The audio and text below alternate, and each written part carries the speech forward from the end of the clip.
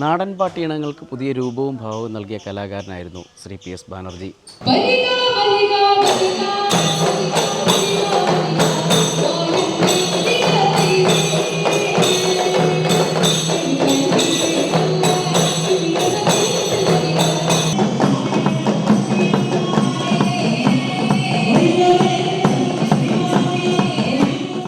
കേരളം ദൈവത്തിൻ്റെ സ്വന്തം നാടെന്നാണ് ഇതുവരെ അറിയപ്പെട്ടിരുന്നത്. പക്ഷെ വരും കാലത്ത് കേരളം ബാനർജിയുടെ സ്വന്തം നാട് എന്നറിയപ്പെടും എന്നുള്ളതുകൊണ്ടാണ്. പുതിയ കാലത്ത് ബാനർജിയുടെ തുടർച്ചയാണ് വേടൻ്റെ ഞാൻ മറ്റ് വേടൻ്റെ വിശദാംശങ്ങളിലേക്കല്ല, വേടൻ്റെ രാഷ്ട്രീയം.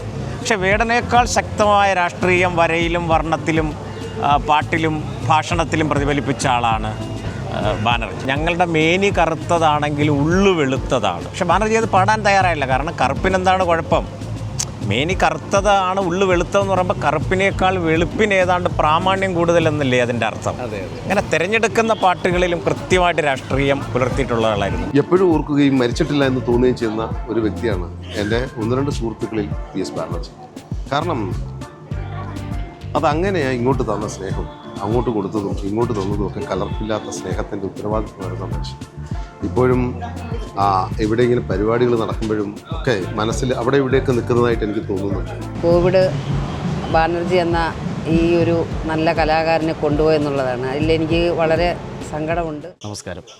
ഞാനിപ്പോൾ ഉള്ളത് ശ്രീ പി എസ് ബാനർജിയുടെ സ്മൃതി കുടീരത്തിന് മുന്നിലാണ്. നാടൻ പാട്ടിയിനങ്ങൾക്ക് പുതിയ രൂപവും ഭാവവും നൽകിയ കലാകാരനായിരുന്നു ശ്രീ പി എസ് ബാനർജി. ചിത്രകാരനായി, ശില്പിയായി, കാർട്ടൂണിസ്റ്റായി അദ്ദേഹം നിറഞ്ഞു നിന്നു. കഴിഞ്ഞ കൊറോണ കാലത്ത് അദ്ദേഹം നമ്മളെ വിട്ടുപോയി. വളരെ ദുഃഖിപ്പിക്കുന്ന ഒരു വിടവാങ്ങൽ. അദ്ദേഹം പാടിത്തന്ന പാട്ടുകളിന്നും ജനമനസ്സുകളിൽ നിറഞ്ഞു നിൽക്കുന്നു. താരകപ്പെണ്ണാളെ, കതിരാടും മിഴിയാളെ, തമ്പുരാനെത്തിയിടും മുൻപേ കരിഞ്ഞാറിൻ കൂര പറിച്ചാട്ടെ, കൊച്ചോലക്കിളിയെ മരതകക്കാട് തേടുന്നവളെ തുടങ്ങി നിരവധി ഹിറ്റുകൾ അദ്ദേഹം നമുക്ക് സമ്മാനിച്ചു. അയ്യങ്കാളിയുടെ ഓർമ്മ നിലനിർത്തുന്ന വില്ലുവണ്ടിയിലേറി വന്നത് ആരുടെ വരവോ തുടങ്ങിയ ഗാനങ്ങൾ ഇന്നും ശ്രദ്ധേയമാണ്. അദ്ദേഹത്തിൻ്റെ 4ാം ചരമവാർഷികമാണിന്ന്. ബാനർജിയുടെ സുഹൃത്തുക്കളെല്ലാവരും ചേർന്ന് അദ്ദേഹത്തിൻ്റെ പേരിൽ നാടൻപാട്ട് ഗവേഷണ കേന്ദ്രവും ഒരു അക്കാദമിയൊക്കെ സ്ഥാപിക്കാനുള്ള ശ്രമത്തിലാണ്. അതിൻ്റെ നേതൃത്വത്തിൽ ഒരു നാടൻപാട്ട് മത്സരവും അനുസ്മരണ സമ്മേളനവും നടക്കുന്നിടത്തേക്കാണ് നമ്മൾ പോകുന്നത്.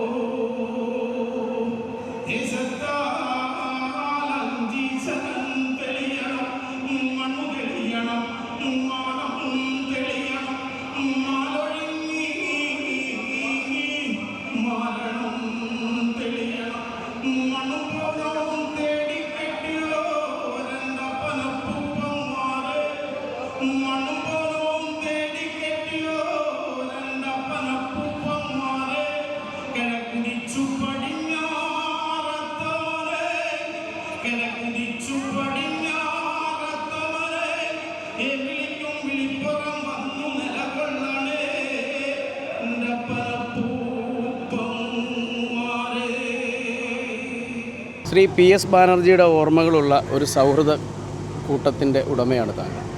എന്താണ് പി എസ് ബാനർജിയെക്കുറിച്ച് ഓർക്കുമ്പോൾ പറയാനുള്ളത്? ബാനർജി മരിച്ചിട്ട് 4 വർഷം പിന്നിടുന്ന ഈ വേളയിൽ കേരളത്തിൻ്റെ നവോത്ഥാന ഗായകനാണ് ബാനർജി എന്ന് കാലം വിളിക്കുന്ന ഒരു മുഹൂർത്തത്തിലാണ് ഞാൻ അന്വേഷണവുമായിട്ട് സംവദിക്കുന്നത്. യഥാർത്ഥത്തിൽ മരണമില്ലാത്ത മധുരതരമായ പാട്ടുകാലത്തിൻ്റെ ഉടമയാണ് പി എസ് ബാനർജി. വില്ലുവണ്ടിയിലേറി വന്നതിതാരുടെ വരവോ എന്നുള്ള വള്ളികുന്നം ഗോപാൽജിയുടെ പാട്ട് യഥാർത്ഥത്തിൽ അയ്യങ്കാളിയെക്കുറിച്ച് നിരവധി പുസ്തകങ്ങൾ, നിരവധി ഭാഷണങ്ങൾ കേരളീയ നവോത്ഥാന ചരിത്രത്തിലുണ്ടായിട്ടുണ്ട്. എന്നാൽ പുതിയ കാലത്ത് അയ്യങ്കാളിസത്തെ വീണ്ടെടുത്തത് പി എസ് ബാനർജിയാണ്. ഞാൻ കേരളത്തിൻ്റെ നവോത്ഥാന ഗായകനെന്ന് ബാനർജിയെ വിശേഷിപ്പിക്കാൻ കാരണം ബാനർജി ഒരു കറണ്ടില്ലാ കാലത്തിൻ്റെ ഭൂതകാലത്തിൻ്റെ വയൽവരമ്പിൽ നിന്നുകൊണ്ട് ഒറ്റയ്ക്ക് പാടുന്ന ഒരു വിഷാദാർദ്ര മധുരമായ സംഗീതമാണ് ബാനർജിയുടേത്.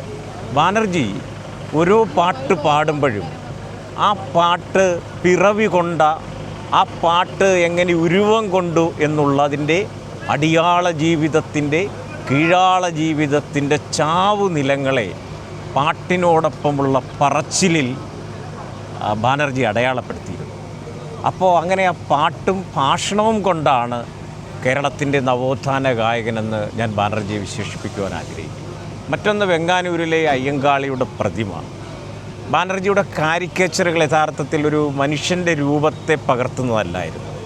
പൊക്കുടൻ്റെ കാരിക്കേച്ചർ കാണുമ്പോൾ പൊക്കുടന് പ്രകൃതിയുമായുള്ള പൊക്കിൾക്കൊടി ബന്ധം നമുക്ക് ആ കാരിക്കേച്ചറിൽ നിന്ന് മനസ്സിലാക്കും. അതുകൊണ്ടാണ് വിഖ്യാത ഫോട്ടോഗ്രാഫറായ നിക്ക് ടുട്ടു എന്ന് പറഞ്ഞ മനുഷ്യൻ ഭാരത് ഭവനിൽ നടന്ന ഒരു കാരിക്കേച്ചർ ക്യാമ്പിൽ പങ്കെടുത്ത് മടങ്ങുമ്പോൾ നിക്കുട്ടിൻ്റെ മാനറിസങ്ങൾ ഒപ്പിയെടുത്ത ഒരു കാരിക്കേച്ചർ ബാനർജി അദ്ദേഹത്തിന് സമ്മാനിച്ചു.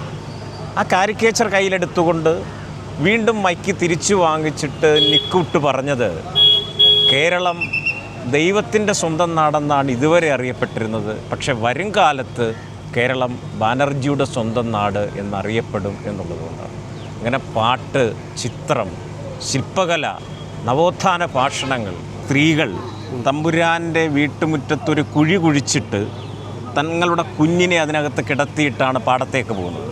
വൈകുന്നേരം ഇവർ തിരിച്ചു വരുമ്പോൾ ആ കുഞ്ഞ് മിക്കവാറും ചത്തിരിക്കും. ഈ കീഴാള ജീവിതത്തിൻ്റെ ദുരന്ത മുഖത്തെയാണ് ആ റിലീഫ് വർക്കിലൂടെ ബാനർജി അടയാളപ്പെടുത്തിയത്. അതുകൊണ്ട് തന്നെയാണ് ഞാൻ പറഞ്ഞത്, മധുരതരമായ പാട്ടുകാലത്തിന് കേരളത്തിൻ്റെ സാംസ്കാരിക രാഷ്ട്രീയ മനസ്സിൽ മരണമില്ല എന്നത്. ശരിക്കും ബാനർജിയെ പൊതുസമൂഹം അറിയാതെ പോയിട്ടുണ്ടോ? തീർച്ചയായും അർഹിക്കുന്ന. ഇപ്പോൾ പുതിയ കാലത്ത് അറിഞ്ഞ് ബാനർജിയുടെ തുടർച്ചയാണ് ഞാൻ മറ്റ് വേടൻ്റെ വിശദാംശങ്ങളിലേക്കല്ല, വേടൻ്റെ രാഷ്ട്രീയം. പക്ഷേ വേടനേക്കാൾ ശക്തമായ രാഷ്ട്രീയം വരയിലും വർണ്ണത്തിലും പാട്ടിലും ഭാഷണത്തിലും പ്രതിഫലിപ്പിച്ച ആളാണ് ബാനർജി. മാത്രമല്ല പലരും ഇപ്പം നാടൻ പാട്ടുകളെ ഒരു മുഖ്യധാരയിലേക്ക് കൊണ്ടുവന്നത്. ഈവൻ നാടൻ പാട്ടുകൾ ഒരു കാലത്ത് കൈലിയും ബനിയനും ഒക്കെ ഇട്ട് പാടിയെടുത്തെന്നാണ് ബാനർജി പറഞ്ഞത്. ഒരു ഡ്രസ് കോഡ് വേണം, ജീൻസ്, കളർ ഷർട്ട്. അങ്ങനെ അരികുവൽക്കരിക്കപ്പെട്ട നാടൻ പാട്ടിനെ സമൂഹത്തിൻ്റെ മുഖ്യധാരയിലേക്ക് കൊണ്ടുവന്ന ആളാണ് ബാനർജി. കൊയ്ത്തുകാരുടെ അതേ വസ്ത്രങ്ങൾ പ്രകാശ് കുട്ടൻ ഉൾപ്പെടെയുള്ള നാടൻ പാട്ടുകാർ തുടങ്ങിയത്. അവരുടെ കൂടെ നിന്ന് തുടങ്ങി അതിൽ നിന്നൊരു വ്യത്യസ്തത കൊണ്ടുവന്നത് ബാനർജിയാണ്. അതേപോലെ തന്നെ ചില പാട്ടുകൾ തിരഞ്ഞെടുക്കുന്നതിലുള്ള രാഷ്ട്രീയം. ഇപ്പോൾ KPMSൻ്റെ സംസ്ഥാന സമ്മേളനത്തോടനുബന്ധിച്ചുള്ള ഒരു പാട്ട്, ഞങ്ങളുടെ മേനി കറുത്തതാണെങ്കിൽ ഉള്ളു വെളുത്തതാണ്. പക്ഷെ ബാനർജി അത് പാടാൻ തയ്യാറായില്ല. കാരണം കറുപ്പിനെന്താണ് കുഴപ്പം? മേനി കറുത്തതാണ്, ഉള്ളു വെളുത്തതെന്ന് പറയുമ്പോൾ കറുപ്പിനേക്കാൾ വെളുപ്പിന് ഏതാണ്ട് പ്രാമാണ്യം കൂടുതലെന്നല്ലേ അതിൻ്റെ അർത്ഥം. അങ്ങനെ തിരഞ്ഞെടുക്കുന്ന പാട്ടുകളിലും കൃത്യമായിട്ട് രാഷ്ട്രീയം പുലർത്തിയിട്ടുള്ള ആളായിരുന്നു. ബാനു പറഞ്ഞത് എനിക്കിപ്പോഴും ഓർമ്മയുണ്ട്, സിനിമാ പാട്ടുകൾ പാടുന്നതിലല്ല, അതിൻ്റെ തനിമയുള്ള നാടൻ പാട്ടുകൾ. തീർച്ചയായും നാടിൻ്റെ അകമൂറി വന്ന പാട്ടുകൾ ആണ് നാടൻ പാട്ടുകൾ എന്നുള്ളത്. PS ബാനർജിയുടെ പേരിൽ ഒരു അക്കാദമി സ്ഥാപിക്കപ്പെടുകയാണ് അല്ലേ? എന്താണ് അക്കാദമിയുടെ മുഴുവൻ പേരെങ്ങനെയാണ്? PS Banerjee academy of folklore and fine arts. Banerjee ഏത് മേഖലയിലായിരുന്നു പ്രവർത്തിച്ചിരുന്നത്? ആ മേഖലയിലുള്ള എല്ലാ ഉൾപ്പെടുത്തിയിട്ടാണ്. അതെ. എങ്ങനെയുള്ള ആളുകളെയാണ് ഇതിൽ ഉൾപ്പെടുത്താൻ നോക്കുന്നത്? ഇതിൻ്റെ ഉദ്ദേശ ലക്ഷ്യങ്ങൾ എന്തൊക്കെയാണ്? ഇതിൽ പ്രധാനമായും ഇതിൻ്റെ ഉദ്ദേശ ലക്ഷ്യം എന്നുള്ളത്, അക്കാദമി PS ബാനർജി അക്കാദമി ഉദ്ദേശം വെക്കുന്നത് കേരളത്തിലെ നാടൻ പാട്ടുകാരെയും ഒപ്പം നാടോടി കലാരൂപങ്ങൾ അവതരിപ്പിക്കുന്ന കലാകാരന്മാർക്കും വന്ന് പരിശീലനം നടത്തുന്നതിനും അതോടൊപ്പം ഈ കലകൾക്ക് പ്രോത്സാഹനം കൊടുക്കുന്നതിനും ഉതകുന്ന പ്രവർത്തനങ്ങളും അതോടൊപ്പം ഇത്തരം കലകളെ പഠിപ്പിക്കുകയും ഒക്കെ ചെയ്യുന്നൊരു അക്കാദമിയായിട്ടാണ് ഇതിനെ രൂപീകരിക്കാൻ ശ്രമിക്കുന്നത്. അപ്പോൾ തീർച്ചയായിട്ടും പാട്ട് മാത്രമല്ല അവിടെ. നമുക്കറിയാം PS ബാനർജി എന്നുള്ളത് കേരളം അറിയപ്പെടുന്ന ഒരു വലിയ കാരിക്കേച്ചറിസ്റ്റ് കൂടിയാണ്. അദ്ദേഹത്തിൻ്റെ കാരിക്കേച്ചറുകൾ വിഖ്യാതനായിട്ടുള്ള നിക്ക് വുഡ് എന്ന് പറയുന്ന ലോകപ്രശസ്തനായ കാർട്ടൂണിസ്റ്റ് പോലും അദ്ദേഹത്തിൻ്റെ കാരിക്കേച്ചറും കാർട്ടൂണും കണ്ട്, കാർട്ടൂണിസ്റ്റ് അല്ല എങ്കിൽ തന്നെയും കാരിക്കേച്ചർ വർക്കുകൾ കണ്ട് വളരെ അതിശയിച്ച് അദ്ദേഹത്തെ കാണുന്ന ഒരു സാഹചര്യം ഉണ്ട്. അപ്പം ആ രണ്ട് മേഖലയിൽ, നാടൻപാട്ട് മേഖലയിൽ നിന്നും അതോടൊപ്പം തന്നെ വരയുടെ മേഖലയിൽ നിന്നുമൊക്കെ പ്രഗത്ഭരായിട്ടുള്ള കുട്ടികളെ അല്ലെങ്കിൽ അതിനൊക്കെ കഴിവുള്ള കുട്ടികളെ പരിശീലിപ്പിക്കുക, അല്ലെങ്കിൽ അതിനെ കുട്ടികൾക്ക് കൂടുതൽ അറിവുകൾ അതിനെ കുറിച്ച് കൊടുക്കുക എന്നുള്ളതാണ് ഈ അക്കാദമി കൊണ്ട് ഉദ്ദേശിക്കുന്നത്.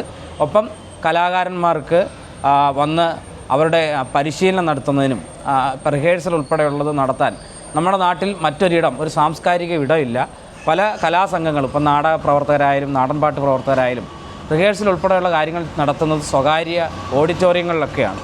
അപ്പോൾ അതിനൊരിടം, തുച്ഛമായ വരുമാനത്തിൽ അല്ലെങ്കിൽ തുച്ഛമായ ഒരു വാടക മേടിക്കുന്ന ഒരു ഇടം, കലാകാരന്മാർക്ക് തുച്ഛമായ ഒരിടം, തുച്ഛമായ പൈസ കൊണ്ട് പ്രവർത്തിക്കുന്ന ഒരു റിഹേഴ്സൽ ക്യാമ്പ്, അല്ലെങ്കിൽ അവർക്ക് പരിശീലനം അല്ലെങ്കിൽ പ്രോഗ്രാം സമയത്ത് അവർക്ക് വന്ന് തങ്ങുന്നതിനൊക്കെ വേണ്ടിയിട്ട് ഉള്ള ഒരു വലിയ ഒരു പ്രോജക്റ്റാണ് PS Banerjee academy of folklore and fine arts രൂപകൽപ്പന ചെയ്യാൻ ഉദ്ദേശിച്ചിരിക്കുന്നത്.